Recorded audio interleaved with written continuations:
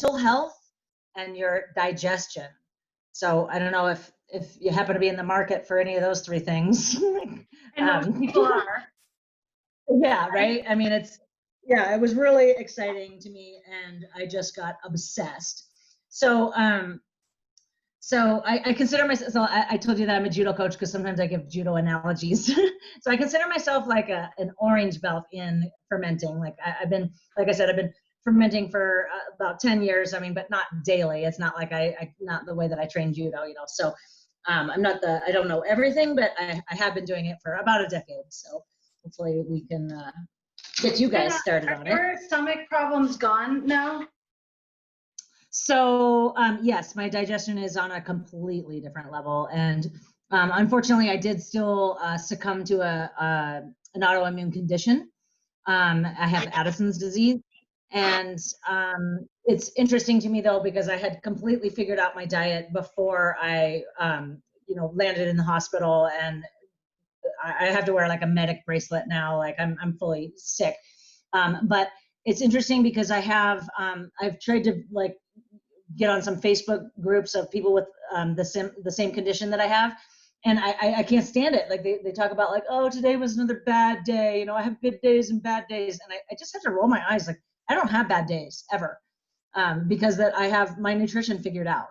I mean, if I catch the flu, it gets complex, but for the most part, I'm never sick. I'm extremely athletic and I work out 12 to 14 hours a week. I'm a competitive athlete. It has not stopped me at all. My digestion and immunity and gut health and mental health have all greatly improved since this discovery. So I'm excited to share it with you guys. So I think what I'm going to have you guys do is get started on your cabbages while I'm talking. So you just want to, take out the core.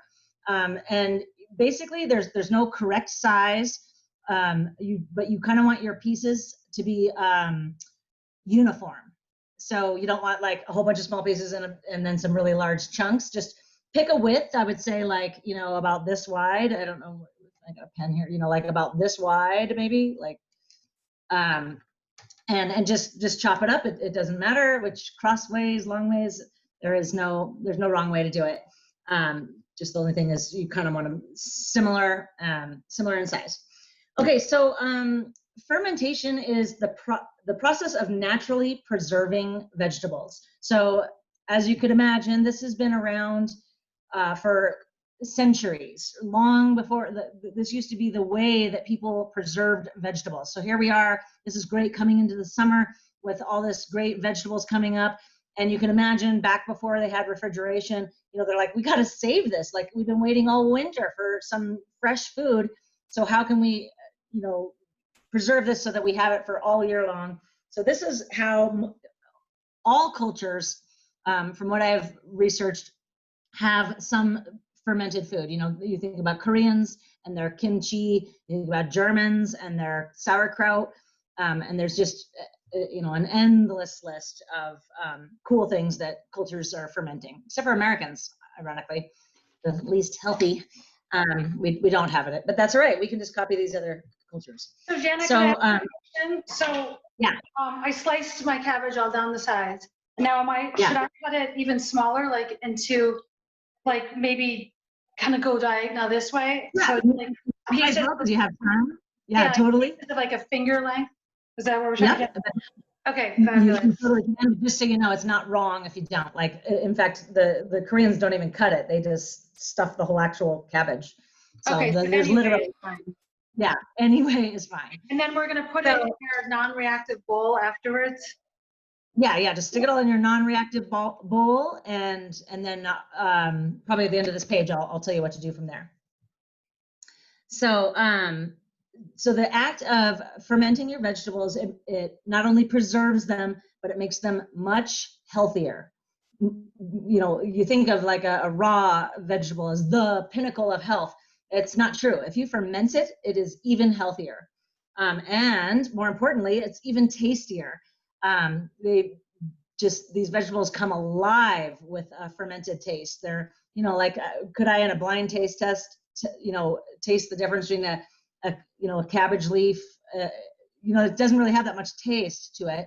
But once you get it fermented, they're just bright with color and developed tastes. So also the act of fermenting your food, it pre-digests the food also. So if you really are trying to get the most benefit out of your vegetables, you want to be eating them. You want to get the probiotic benefits by eating them just fermented. But even if you have to cook them for whatever reason, it's still pre-digested. It's still more healthy. It's not as healthy as if you didn't heat it, but it is still more healthy than it was originally. So, so like I said already, fermented foods rebuild the biodiversity of and they help your digestion, your immunity, and your mental health. I know I already said that, but it's just too cool to not make sure we're not driving that point home. I really want everybody to get excited about that part. So the way that we're doing this is it is just with the juices that cabbage has in it, and there is no vinegar. So sometimes I talk to people and they're like, yeah, I make sauerkraut and I use this vinegar, and I'm like, that's not fermentation. If you're using vinegar, that kills the good bacteria and things that we're trying to exploit. So this is that's an important definition. When you're fermenting stuff, you are not using vinegar. And isn't that the definition of like pickled versus, because like, a lot of people confuse fermented and pickled. Yes, good question. And you do still hear, like in certain communities, people say that word. But fermented people who are into fermentation use the word pickled, meaning that they did it the way that we're doing it today. But yeah, that doesn't mean that you won't hear someone refer to pickling with a process with vinegar. Also, this is not the same thing as canning. So one of the reasons why I love judo, look at me bringing judo back into the subject matter, is because it doesn't have any equipment. Like I'm just never going to be into a sport that has like a ton of equipment. And that is to me what canning is. It's like all this damn equipment and in temperatures and, you have to store it all year long. And in canning, if you don't do it right, you can get botulism and, accidentally kill somebody. However, in fermentation, that is not the case. So I know I wrote that down because I wanted to say that exactly correctly, but Sandor Katz is kind of the king of fermentation. And he says at the beginning of almost all his lectures that the USDA has no records of anyone getting food poisoning from fermentation. So you can't go wrong. I definitely want to calm any kind of fears you might have. So what we're doing is creating an environment to crowd out the bad bacteria and make the good bacteria take over. So basically that's what it does. It ends up bullying out all the bad stuff and crowding it out. So that's why we want an anaerobic environment. We'll get to that in a second. So it's kind of nice. I can see where you're at. So what we're going to do now is sprinkle some salt on all of your cabbage. And I'm going to purposefully be vague about how much that is, but be a little more generous than you would be like if you were just salting your dinner. It's kind of heavy, yeah. Like keep going, and you want to get into those other layers. You're doing great. Should we mix it too? Like yeah, and you want to mix it up, and then this is. Yeah, so go ahead and you start getting that all salted, and it'll start sweating while we're still talking and naturally breaking down. But then of course the judo coach in me is like, this is a really great hand exercises because you've got to have strong hands to do judo. You want to get in there and break it all up. And I can't remember, plastic, non-reactive. It's going to be fine because you're not gonna store it in that. Okay, so right now that's a bigger bowl. I want it all salted and go in there and start working those hand muscles, getting those strong grips. Okay, so yeah, and we're also going to do. But first, we're going to work on this. But when we get to the brining of the cauliflower, we'll have a couple more points to make at that point. But so I got into fermenting vegetables, and one of the things I love so much about it is that they're so easy to bring with you. when you're traveling, because you don't even really need refrigeration, right? You know, even after I have put it in the fridge and I want to stop the fermentation, it's fine. I just grab a jar and go with it. And it's funny because I end up sharing it with people, and I've had a couple of distinct friends that were so, like, my one girlfriend, I mean, she's so not into health. Like, she's not into vegetables. She's not, I mean, she's like, I try to cook my kids a breakfast in the morning, so I make them pancakes with chocolate chips because I want them to have something warm. I'm like, like, she's just not into health. But she was begging me for more of my fermented vegetables. And I have another friend too. She's like, gets so excited. It's like the nicest gift I can bring her. And she again is health. She's not a health nut, and she doesn't like have favorite vegetables or anything like that. But she will eat like just like I was. Like, she just can't stop. Your body, when it's you know, when you get that buzz in your stomach from eating fermented foods, you crave it, and then you feel so good. It's almost like a high. You can get kind of addicted to it. What are some of your favorite ways to use like this thing we're making today? Like, how would you use this? Yes, it's literally the next note. So one of my favorite ways is just putting it into a soup. Like, my husband makes a really nice chicken soup, often just chicken and vegetables and nothing else in it. I love putting some fermented vegetables in there. It just brightens up the flavor. It tastes so good in there. Also, like that little picture that I sent you just before we started this call, I just steamed some spinach, and then I put this kraut. It's just like what you guys are making, but I also put ginger in it. I put that on top of it, and because it was like a late night snack, I knew I wasn't hungry. I mean, I knew I didn't need food, but I just had the munchies, and you know, like, there's no harm in that, eating spinach and fermented cabbage with ginger in it. I mean, you're never going to wake up in the morning and be like, oh, I should have done that. So another fun thing to do, this is one of Lily's favorites, is carrots, just cutting up carrot sticks and doing them in a brine, which we'll be doing in a minute. When they come out, they're just bright orange. You know how when you first start to cook something, how it gets really bright, and then you cook it longer and then it gets dull again? That's what happens with the fermentation too. It becomes super bright. Man, I just like love to eat hummus with a bright orange stick. They're so much better. And you know, we do happy hour with my in-laws, and I'll put both out, regular carrot sticks and the fermented ones with some hummus, and they both naturally keep reaching for the fermented ones. And these guys are not into exotic foods either, but they're just naturally drawn. It's just a way better taste. It's and you can get really, you know, you don't have to get, you know, put herbs in there with it. In fact, I like to sometimes just totally remind myself you don't need anything to do with it, because sometimes when you get too caught up in having that perfect recipe, you're like, oh, I don't have any time, so I can't make that today. Like, no, just make it. Just make it plain. It's delicious. I love that. That's such a good reminder to keep it simple, because that's what, you know, basically, if it feels like it's going to be, there's too many roadblocks, then we always find an excuse of why we can't do it. Exactly. And I was, you know, doing some research for this this lecture, and I, you know, started reading up again, and I was like, God, I forgot about that. Like, so many people, when they're teaching you how to ferment, they're like, use organic produce, because if it's not organic, it won't take off. And there can be a degree of correctness to that. But I've never even, you know, like literally this one lady, she was like going on and on about how it needs to be organic and local. I don't agree. When I am going to be doing my cauliflower, look, I purposely left its ugly package on. It's from Winco Foods. It's like, it's so unspecial. It's not local. And this is another really cool thing about fermentation. The active fermentation will actually eat off pesticides. It has been, that's in the Sandra Katz, The Art of Fermentation. You can look that up. But that's super exciting, to the point that I almost feel like if I have a bunch of really great organic produce, I almost don't want to ferment it. I feel like I should do partly conventional, because it's gonna turn out even better. And so a lot of stuff that you'll read will be like, oh, it won't take off if you're not using organic.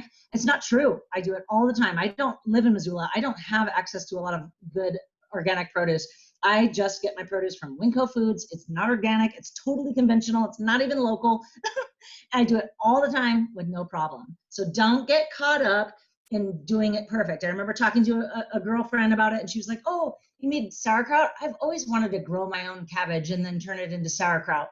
I'm like, no, let me guess, you never did it, right? Because you got too many roadblocks. So keep it simple. I want to keep you guys empowered. You can do this with just the everyday stuff that you have around. So in reading a little bit too about the health benefits, you know, if you're like me, you're like, oh, a little bit makes you so much healthier. That means a lot of it's going to make me even more healthy. Like, it's not necessarily the case. It's really not designed to be. You really don't want to eat like my girlfriend does. When I give her a pint jar of it, she eats the whole thing in one sitting. I'm like, it's not a salad. You're not really supposed to do it that way. And that might be why, you know, like I was getting terribly bloated and having these horrible stomach aches because I just couldn't process it all. But if you look at these really healthy Mongolians, the way that they're doing it is just a little spoon with every single meal. And same with Koreans. Like, they don't sit down for a bowl of kimchi. They have their breakfast with eggs and spinach, like maybe some avocado, and then a scoop of kimchi. It's not the star. It's just, but you want to be always putting it in every single meal, one spoonful at a time, and you're gonna see the best Crud on the results. side, you know, crud on the side. I was reading too, just to like know more about it, because I'd like to do this more, and I'm so glad you're keeping it simple, but that it produces D-phenolactic acid in the gut, which binds to this like HCA receptor, which that's what spurs the immune system into action. And I was like, gosh, probably it creates probably more acid if you put too much in there, and that's what probably causes, you know, it's probably not good for you, right? So just a little bit all the time is your goal. And this is another, like I said, so when I travel to tournaments, we stay in these hotels, we go down to the free hotel breakfast, and it just looks terrible. All the stuff looks disgusting. And I just bring a little pint jar, I mean, not even a pint, just these little ones, a little jar full of my whatever's fermented that I have on hand. I bring a sweet potato, because you can always find a microwave, and a couple of hard-boiled eggs. And right there, I'm setting a great example also. Like, you don't need to be eating that garbage just because it's free. You know, what I do take off of that is the one thing of butter, and put that on my potato. And I just had like a dramatically way more healthy, way less expensive breakfast than going out to breakfast for $15 and getting some gut bomb that I can't coach in the rest of the day. Not to mention, it's like your immune system's always weakened when you're traveling, and then you're not sleeping as well. And so you're kind of counteracting that. Right. No, and I love being that chick that has a little jar of fermented food in my clutch with my fancy dress on, because you can bring it anywhere and have just like the, you know, nutrition on steroids. It's just like, so let's see. So don't worry about eating, you know, when I think about my white belt days of fermenting, I did a lot of like panic. I didn't like, oh, it smells funky, I'm gonna throw it out, and I would toss it out. And it wasn't because that it was bad, it was because I wasn't confident. So let me just assure you, you will never accidentally eat rotten kimchi or sauerkraut, because it would smell so bad, it'd be so off.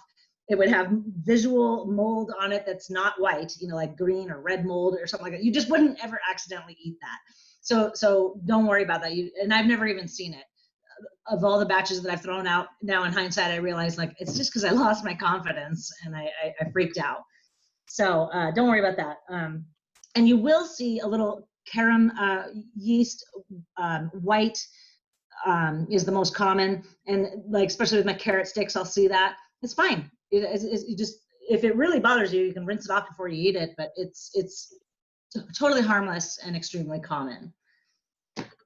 Okay, so now I'm gonna cut up my cauliflower. So we're just gonna take off the little florets and put them in a different bowl. And so I did want to show you guys my super not special cauliflower, so that you always know you can do this even if you're traveling. So the one thing about, I wanted you guys to do the sauerkraut because it's literally just those 2 ingredients. It couldn't be simpler. With the cauliflower, we're going to make a brine. So there is, and I had to kind of look this up because I've always lived where I have a well, but there is information on, that people say like you can't use tap water because of the chlorine. If you run it through a Brita filter, it's totally fine. But I kept reading and I did find somebody that's like, although I do it with my tap water all the time and it turns out. So, like just keep that in mind, especially if you're just using a little bit to top off a ferment or something. It's gonna be fine. Don't let that stop you. They could probably boil the water, and they boil the water, let it sit for, because that helps the chlorine evaporate, and then pour that over later. But they could watch the demo and then they really. Even just leaving it out overnight will let the chlorine evaporate. Well, that's what it's going to be doing. It's going to be sitting out over many nights. So I feel like it's fine. I don't personally have experience with that, but I bet you anything it's just fine. So so I'm going to cut up this cauliflower, and I kind of want to talk about when it's time to set your ferments out. The temperature of your house does matter. You want to be in between 65 degrees and 72 degrees. So I have found that different places in my kitchen there we go, have different temperatures, and also depending on the season. So in the winter, like I have to put it up there, but in the summer, that's too warm. So my kitchen over there, and you'll figure it out. You can just tell by looking at it usually. If it starts fermenting too fast, then you want it in that little bit slower range. It'll have a better chance of not just surviving, but having a better texture. So when I talk about these ideal conditions, I'm not talking about you screwing it up so that it's unsafe to eat. I'm talking about the ideal. Most of us like our ferments crunchy and bright and delicious that way, as opposed to sometimes they can be slimy. And there's nothing wrong with that. Emotionally, it's kind of hard to eat, but it's certainly not toxic. It's totally safe and just as much of a nutrition powerhouse. So the other thing I want to warn you about too, because this was when I think about my white belt days, like I was saying, when I would throw stuff out because I'd freak out, like I did it wrong. On day 2, usually, there is sometimes a distinct like ammonia smell. And that's usually when white belts freak out and throw out their their ferments. So don't freak out. It goes away. Just at first it kind of doesn't smell very good. And then as a couple of days later and you start to see the bubbles, then it starts to smell like a familiar sauerkraut, which you might need a little bit of time to get used to also. I'm sure the first time that you've ever gone to a hot spring, you're like, what is that horrible smell? And now I go to hot springs, it doesn't even register. I don't even notice it. But I remember, when back in the earlier days, I was like, that's kind of an intense bad smell. So you guys done with your cauliflower? Did you already get that done? You guys already, okay, that's fine. I have 3 people helping too. Right. Yeah, we have our cauliflower and we have our salted cabbage. Okay, great. Both. And so let's massage that cabbage again. Let's get those girls' hands in there and get them real strong. Girls with strong hands are really, really good to have around. Wow, it's already breaking down. Yeah, and it's worth it to kind of just let it sweat. And my inner procrastinator will even do that. Like I'll cut it all up and salt it all up and then just go do something else.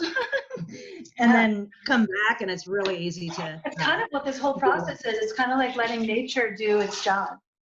Yes, right? Exactly.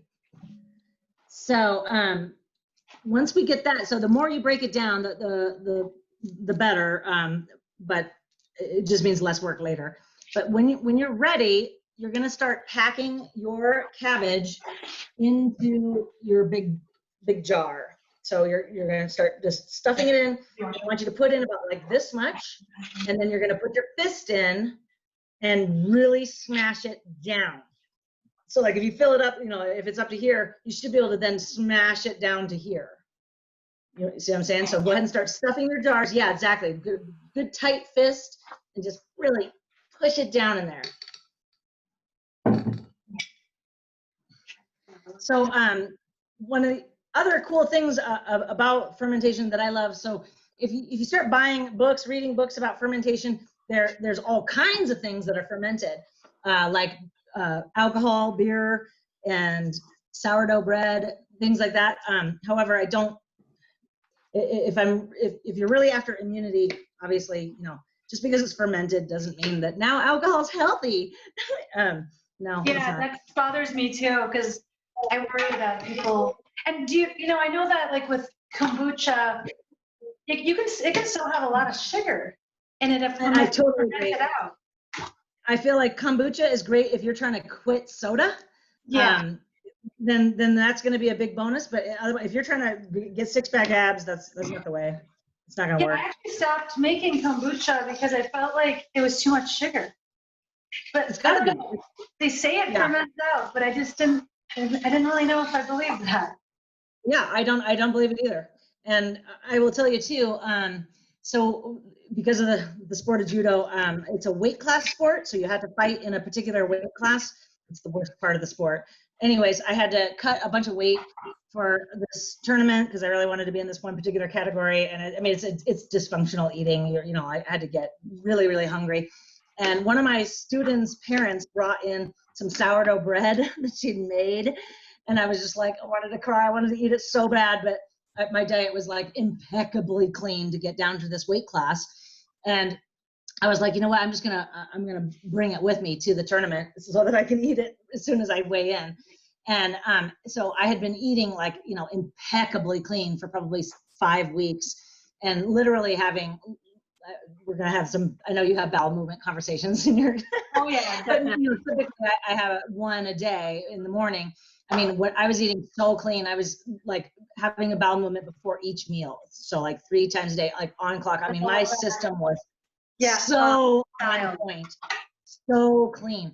So I brought this sourdough bread down, and she ground the grains herself, and it's fermented, and then she made it herself. And I'm like, you just couldn't get a healthier bread. This is gonna be so great. So I ate it, and it didn't come out for 3 days. Really? So don't, I mean, if it's fascinating to learn about fermentation, that's great. But if you're after immunity, skip those chapters, because the more you read about that stuff, the more you're like, oh, I bet it's going to be healthy. Like I don't agree. It's just stick to the vegetables. It healthier. Like we use the Vega, obviously the restaurants call it Vega pizza. We use, fermented starter. My friend makes this rye. It's a sourdough rye bread, and she's also grinding the flour herself. And it was the first bread I had that helped, felt gut healthy for me. But yeah, you have to experiment with that. And I agree. It's depends on your digestion too. But I don't eat a lot of bread. You'd think I would owning a pizzeria, but it's rare that I eat pizza. Even though we do use a sourdough for the same reason. I just don't feel as good after. Yeah, so is this supposed to be packed to the very top? Yeah, that's about good right there where it's at. I wouldn't go above that. And then we're going to take the smaller jar, as she put it in there. And you want to smash it in there just like that. Yes. Okay. And you're going to leave that jar there. Okay. Because it's going to keep, especially if you have flies in your house, you might even want to put a bandana over it too. It becomes like the lid. Yes, exactly. But you don't want to actually if you put it like a screw on the lid, it could become a bomb.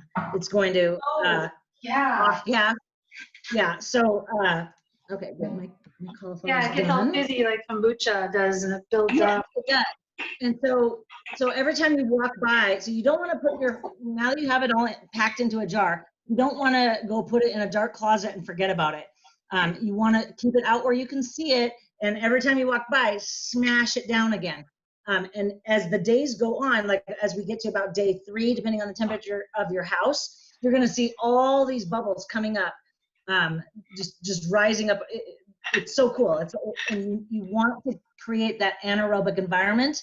So it is important to squeeze those bubbles out. The anaerobic part is important.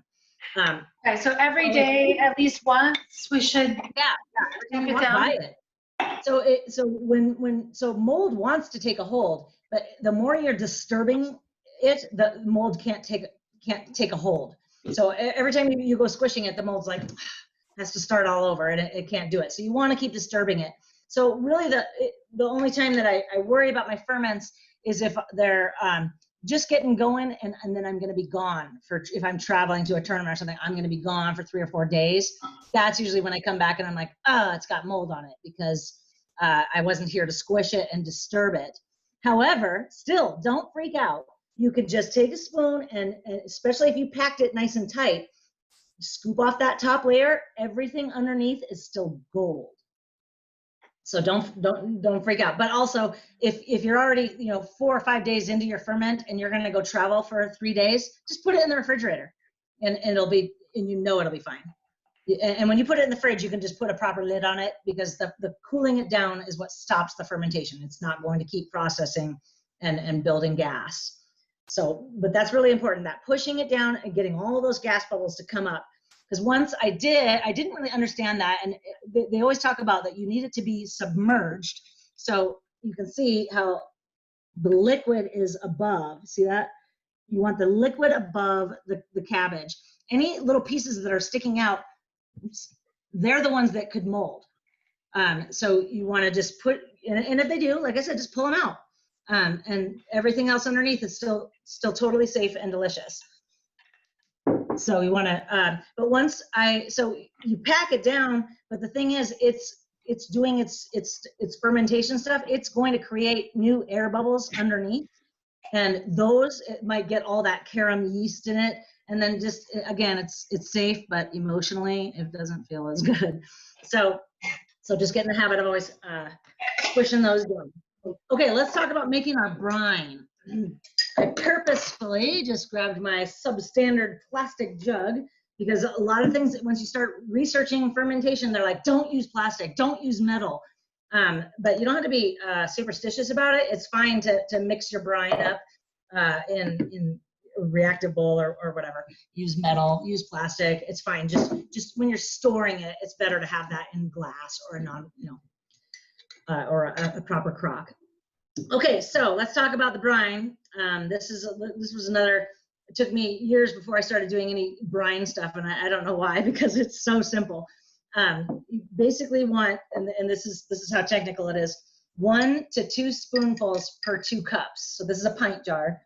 So is that vague enough for you? 1 to 2, like it doesn't have to be perfect. So I'm just gonna put this in, stir it around, and start filling my my bigger jug. And this is salt, right? Yes, this is salt, and this is, in an ideal world, you're using sea salt, but again, it doesn't, I just read this morning, because people are always like, don't use iodine salt. Well, then I read somebody's like, there's just not enough iodine to actually ruin your ferment. So yeah, it's ideal to have sea salt, but if the only salt you have on hand is iodine salt, use it. Don't get caught up in that. I'm using the salt from the bottom of my bowl from the cabbage, because I use them so much. But I have this thick, this is just all we happen to have in the house, but this Celtic sea salt. It's like that really thick pieces, so that'll work.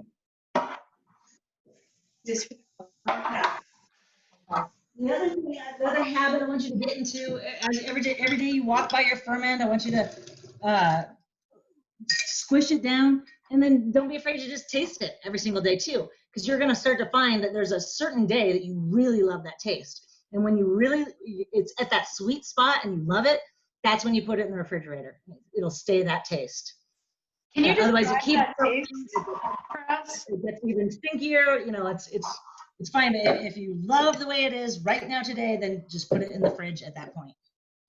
How long do you leave yours out before you put it in the fridge?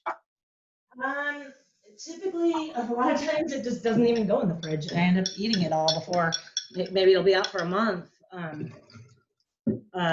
Just usually when I'm traveling is when I'm like, I gotta put these in the fridge, because But yeah, I have big jars that never go in the fridge. I just keep on scooping out of them. And I mean, yeah, 5 weeks, 6 weeks, yeah. That's great. So how much salt did you just put in your jar right there? So I'm doing like 1 spoonful for each pint jar, and then I'm putting it all in here. Oh, okay. And throwing it around. I did that wrong. All right.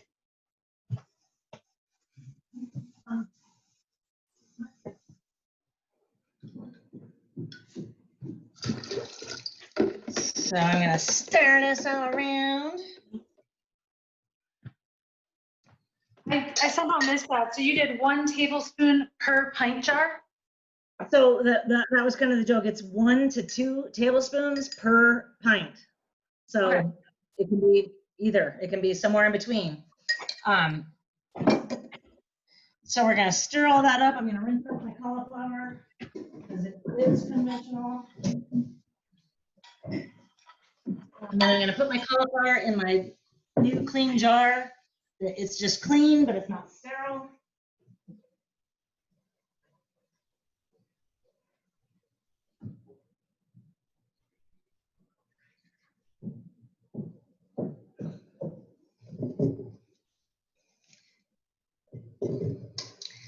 So one of the reasons why I wanted you guys to do this curry powder cauliflower is because it kind of helps mask that smell that you might not be used to. And it turns out really a super beautiful bright yellow color. So I'm gonna put all my cauliflower in. And you want it packed in there nice and tight. I heard an analogy, like if you were, this is the same way that you do pickles. If you just brined a pickle in a swimming pool worth of salt water, it wouldn't have as much flavor as if you had it in a nice tightly packed jar. You want to preserve that really good flavor. So right here, you see I got my water, right, that I already mixed my salt in with. And stir that around. And you're just gonna put your curry powder in. And again, I'm gonna purposely be really vague about how much of that is going in there. I'm just gonna sprinkle along the top. You can see I probably did about three spoonfuls there. And then I'm just gonna pour my brine over it.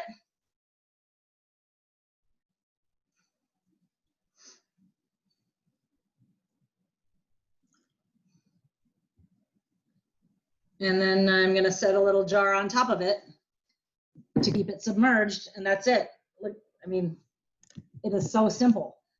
And that's great. So it's just salted water. That's it? Yep, and curry powder. Okay, and how much curry powder did you use? 2. Oh, 2? Okay, sorry, I got behind because yeah. That's okay. It's so simple. I love that your daughter just was able to answer the question. It was such a simple answer.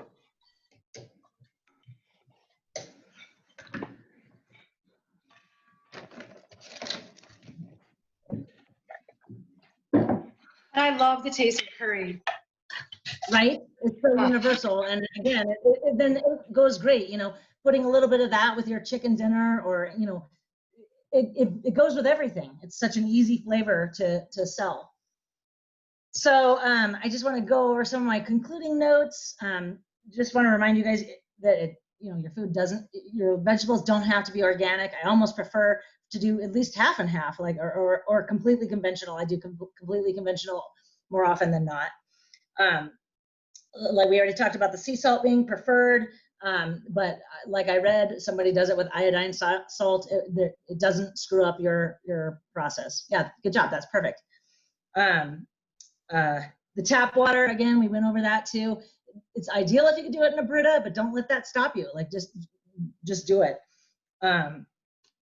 If you do start going down a rabbit hole of learning about fermentation, there's a lady that does this stuff called the probiotic jar. I don't recommend you read her stuff.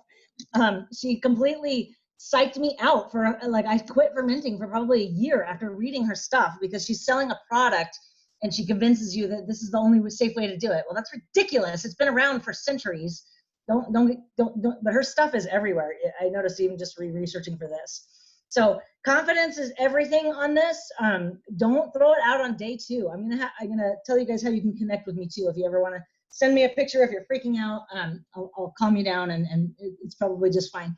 So the worst case, you know, if you don't put enough salt in it, sometimes it ends up mushy, which, like I said, emotionally that might bother you. But then just put it in some mashed potatoes. Like, it's still delicious, but like, it's just not gonna have that crunch. But that doesn't mean that it's not safe. But the salt is what helps keep it crunchy. I recommend that you, there's some really cool Facebook groups on fermentation. You know, I don't know about your Facebook newsfeed, but mine sucks.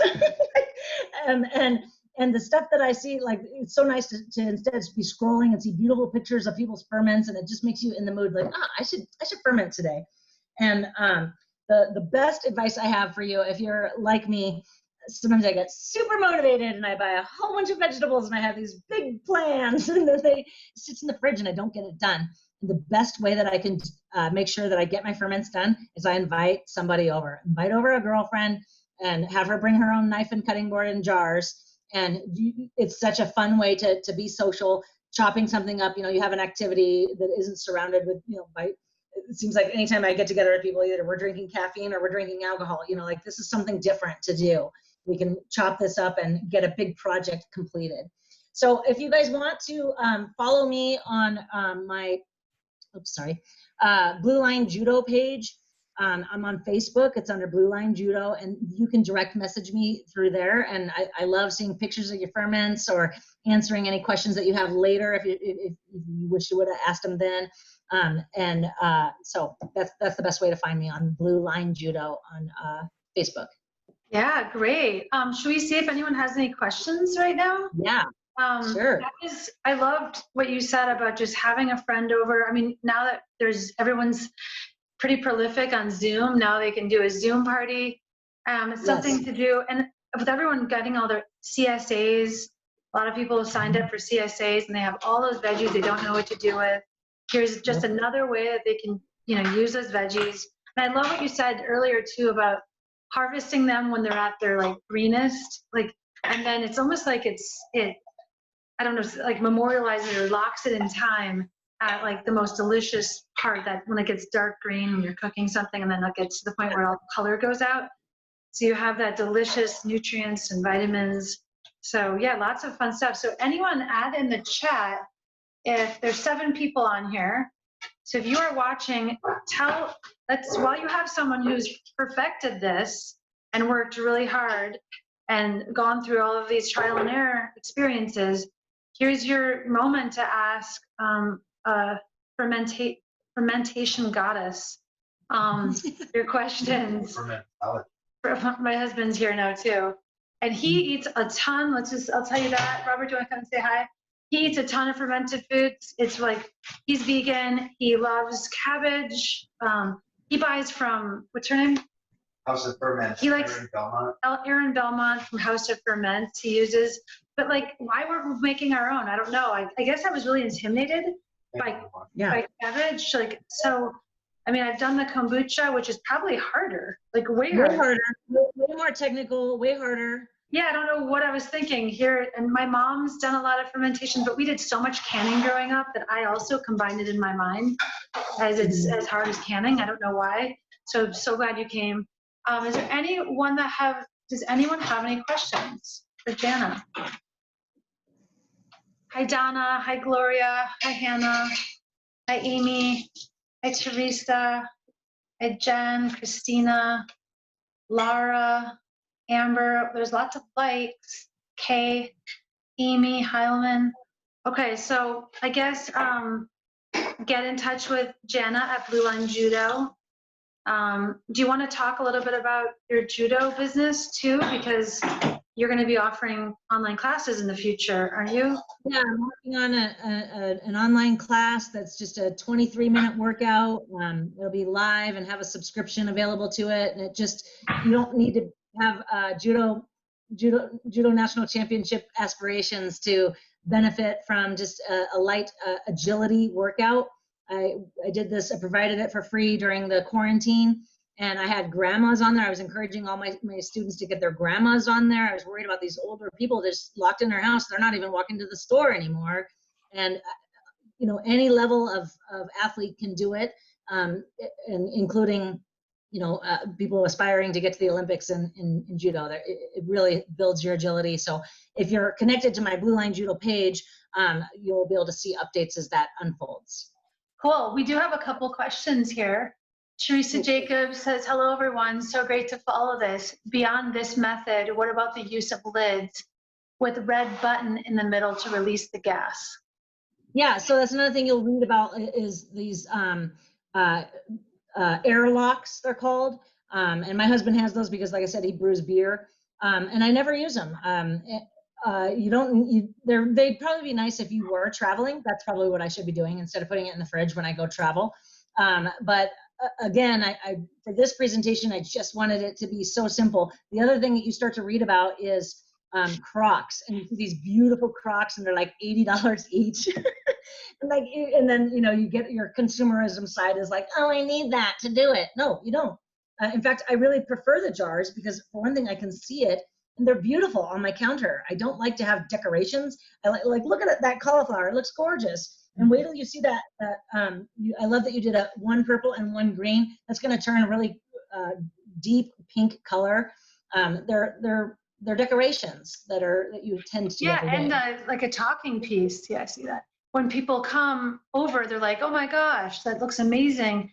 And it, you know, so like one of the things that creates a habit is having an obvious cue, because all habits contain cue, a craving, response, reward. So when you see that visual cue, then you get the response of wanting the cabbage, and then you eat it, and it's so satisfying. So you get the reward. We have another question here, and that's really. I have a quick question too. So once it goes into the fridge, we don't have to worry about the gas bubbles building up. We don't have to worry about that. Okay. That's what I'm like. If you love the way it tastes just right now today, that putting it in the fridge, it stops it. It actually really slows it. But you can afford to put a lid on it, nice and tight. It's not going to keep on doing. Should we like release it every now and then? Just in the fridge, you don't need. Okay. All right. Caroline Peters. Hi. She says, does the size you chop affect the result? So a bigger piece is going to take a little longer to ferment. Yeah. So and it'll ferment faster if they're cut real thin and small. Okay, that's good. And that's kind of interesting what you said about people putting the entire cabbage into where do they put that in? I guess just a bowl? So, yeah, that's like if you're making authentic kimchi, there's a really great, again, a YouTube video, or you can watch this Korean woman do it. And they salt the whole cabbage in salt water and then take it out. And then they start, it's a big process. You need like potato flour and fermented shrimp in it. So it's not even a vegetarian product. But they just open up the leaves and keep stuffing all around there, and then they pack it all, and you know they put it underground. But I've done it like just in a jar, as long as it's just real tight, it fits in there. And so they pack it underground.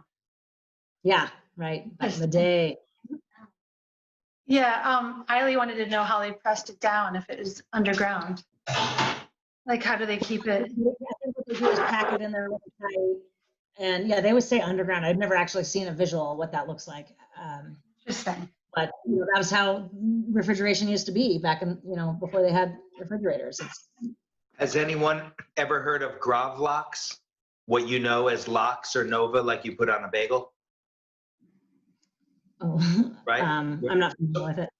You've never had a bagel in lox? Do you know what? Oh yeah, I've had a bagel. LOX.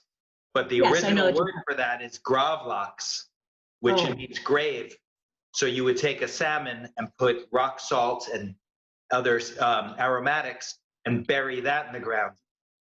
Sure, There's a lot of food. It is not uncommon to do food production, food preparations underground. It's like natural refrigeration, and there's pressure. Exactly. Anyway. Yeah, interesting. Yeah. I didn't realize that.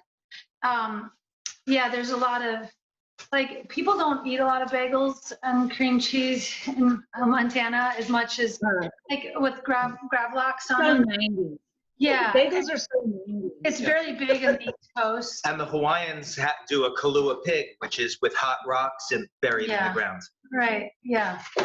Well, great. Janna, thank you so much. I'm so excited. Look at how much we have. I'm so excited about this. My husband's really stoked because we have tons of other people's sauerkraut and kimchi in our fridge, and I've never made my own. I've always wanted to.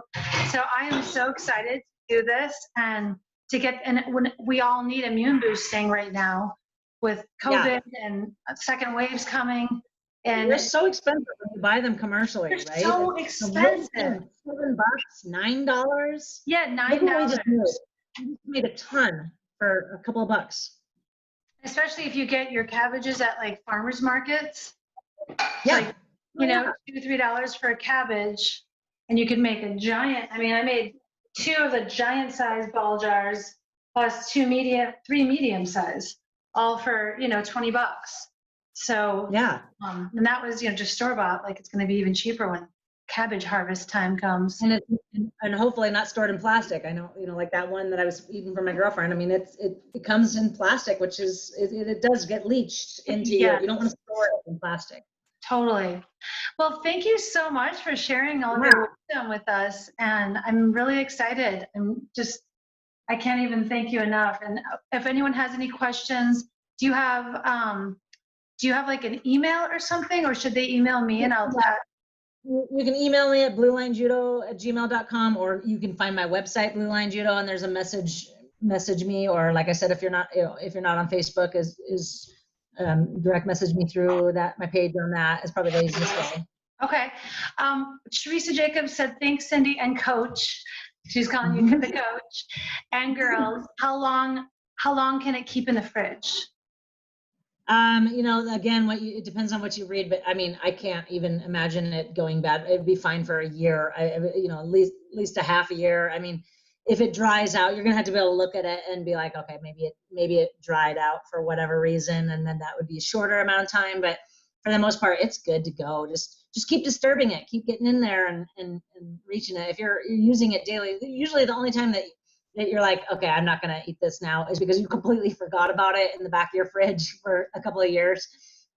You know, but if you're reaching into it daily or weekly, it's gonna be fine for forever. I cannot wait to add it to soup. I don't know why I never thought of doing that. That's such a great idea. No, it's so good. Just put it on the top of the soup. Yeah. Oh. And I love cabbage soup too. You could probably like use a whole jar to make some soup, like to make cabbage soup. So when you are doing that, if you want to maintain the probiotic benefits, you just want to keep your soup under 115 degrees, which is pretty tepid for soup. But you know, and don't get caught up in that. If you want to cook it, then enjoy it. It's pre-digested. It's already eaten off its pesticides. It's still way healthier than anything else that you're doing. It's fine. Do both. Yeah. You know? I loved your message of keep it simple. Don't overthink it. You don't have to have the fancy jars and the perfect organic cabbage and it doesn't have to be that hard. You don't have to add a bunch of herbs. You can. Yeah.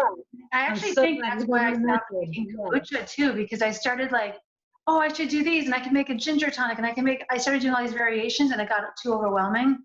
So keep it simple.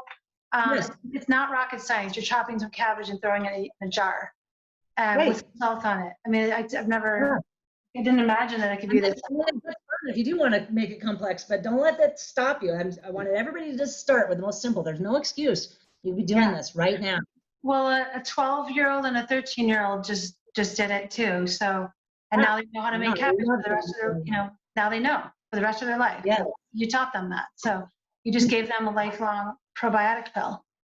Yeah, right? Yeah. Okay, thank you, Janna. We'll talk to you soon. And thanks again for all your time, everyone.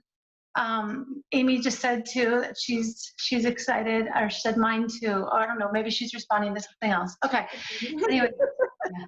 All right. Thank you, guys. Thank you. Bye. Thank you. Bye. I just want to say thank you.